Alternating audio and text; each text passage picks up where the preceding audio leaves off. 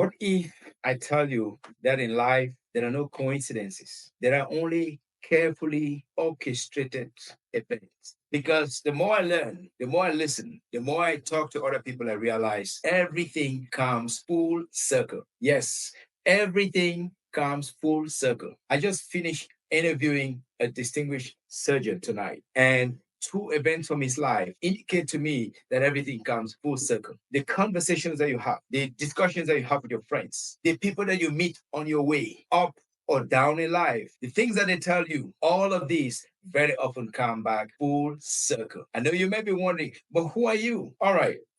I get it. I get it. My name is Gideon Fumukwai, the story warrior. Story warrior because I am the guy who believes we can fight wars and win wars without firing a shot. All we need is the power of our stories and our narratives that connect the dots from yesterday to today and tomorrow. And so this weekend, I was attending a special event, a special high school convention called SHESA, Sacred Heart Ex Students Association USA. This is a distinguished association of graduates, former graduates of a prestigious boys only Catholic secondary and high school in Cameroon. These guys are very unique in the sense that they were brought up or trained and educated by mainly priests, reverend fathers, and they have grown up with some unique qualities. And you can always look at them, the way they carry themselves, the way they do things. You can tell that they were brought up in a specific way. I was there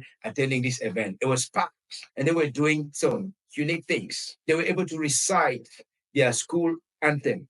Some of them have graduated for more than 20, 30, 40 years.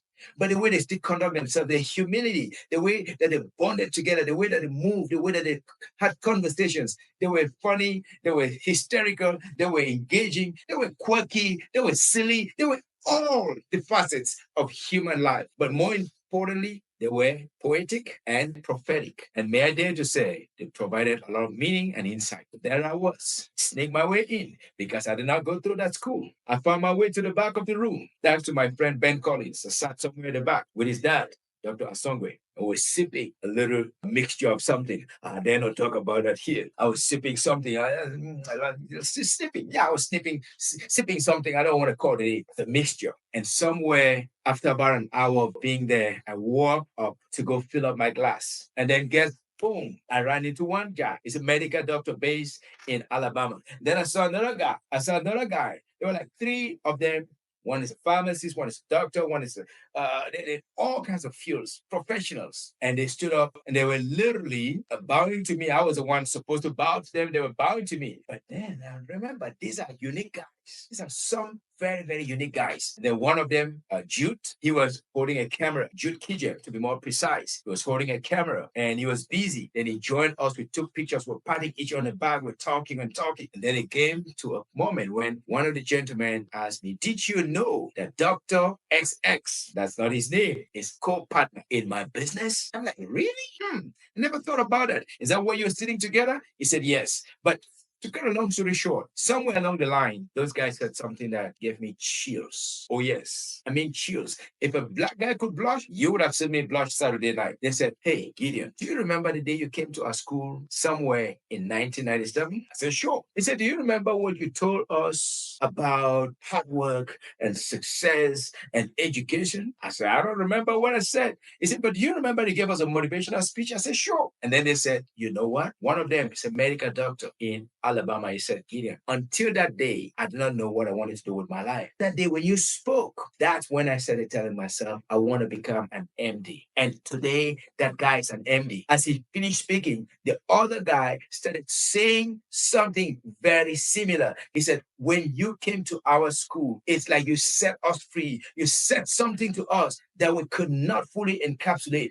but it spurred us forward. It triggered us to work 10 times harder. And these guys are highly respected professionals today. I stood there speechless. I had chills because I've heard them say something very similar to that before. I could not really believe it. Now they were saying it again for about the second or third time in a very different location. And I was sure that they were not drunk. They were not sipping anything like me. And it really dawned on me ladies and gentlemen, the people that you meet, the things that you say, the events that you attend, these are specific milestones in our lives. These are not random events. These are specially orchestrated events by God to put us in contact, in touch with the people that we need to meet. Because I could not even imagine that something that I said randomly in 1997 would touch, encourage, and nurture these young men to be more decisive about their professional futures to the point that some of them are practicing physicians today. I'm not saying this to brag.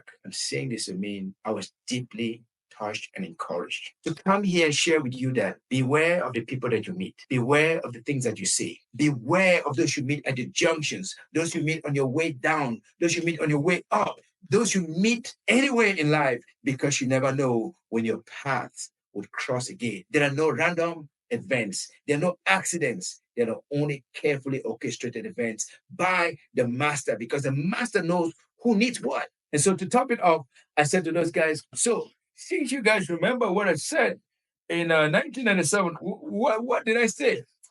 What did I say that? What did I say? Please, can you say that again? I got my pen. I was right there with my pen. I wanted to take notes, and they all were laughing. And I knew one day I'm going to call them one on one and tell them, please tell me. He didn't tell me in public, but tell me what I said, because this is not the first time you've said this. And it dawned on me, ladies and gentlemen, like I say, there are no accidents in life.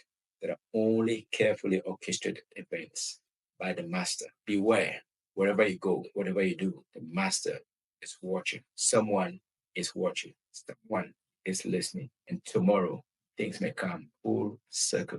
This is Gideon from Okwai, the story warrior, telling you, you never know whom you touch, encourage, or inspire with your words. Thank you so much. Peace, love, pumpkins.